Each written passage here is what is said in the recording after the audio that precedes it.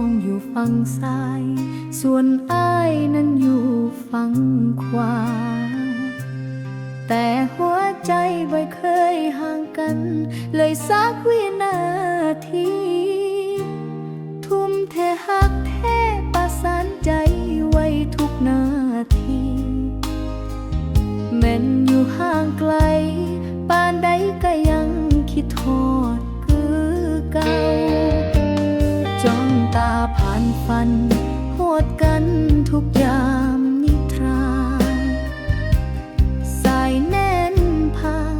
ใจน้องมาเกี่ยวใจกับอ้ายบ่มีพายุใดสิพัดทักเข้าให้ห่างห